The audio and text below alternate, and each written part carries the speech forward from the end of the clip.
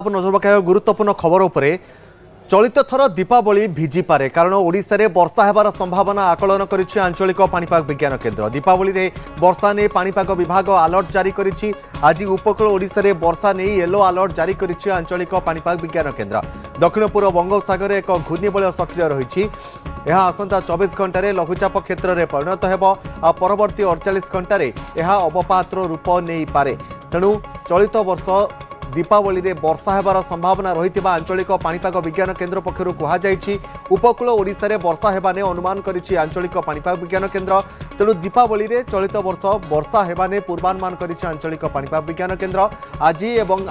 आज 20 तारीख और 21 तारीख रही दुई दिन दीपावली अधा अधा पालन करने निष्पत्ति नि किंतु केतेक लोक आज दीपावली पालन करुवा बेले किछि आसंता काली मध्य दीपावली पालन करेंगे। किंतु आज जेहेतु आंचलिक पाणीपाग विज्ञान केन्द्र पक्षर अलर्ट जारी करा जायछि विशेष करके उपकूल ओडिशा रे वर्षा हेबार संभावना मध्य रही ताहाकु नै दीपावली माहौल को टिके वर्षा फिका करि पारे। जदि वर्षा हेउछि बाण फुटाइबा पयासाधरे बड़ बड़ुआ डाक यह प्रभाव पकाई पारे वर्षा। तेणु वर्षा को नहीं समस्ते सतर्क रहा निर्देश पाणीपाग केन्द्र। निरुपमा रही प्रतिनिधि अधिक सूचना निरुपमा दीपावली माहौल को वर्षा फिका करि पारे कारण आंचलिक पाणीपाग विज्ञान केन्द्र पूर्वानुमान करिछि उपकूल जिला गुड़िक वर्षा हो पारे। कौन अपडेट रहुछि आपन पाखरे?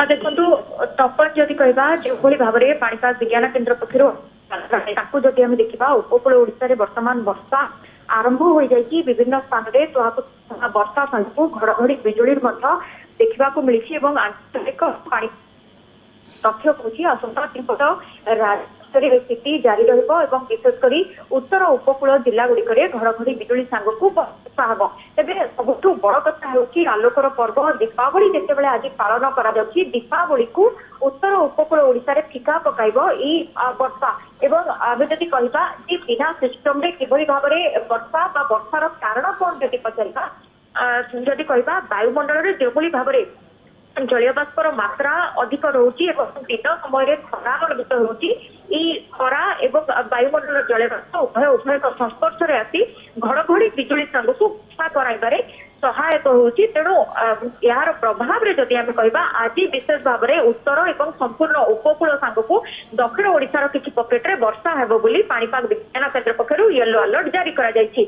मयूरभंज बालेश्वर भद्रक जाजपुर जगतसिंहपुर केन्द्रापड़ा पुरी खोर्धा कटक सांगपुर गजपति गंजाम रायगड़ा कोरापुट मालकानगिरी अर्थात संपूर्ण उत्तर उपकूल सांगकु दक्षिण ओडिशार किछि पकेट रे आज वर्षा रहिबो एवं किछि समय धरी लगातार आमे जदि कहबा हठात लगातार वर्षा रहिबो एवं घड़घड़ी बिजुली को नै मध्य अलर्ट जारी करा जायछि।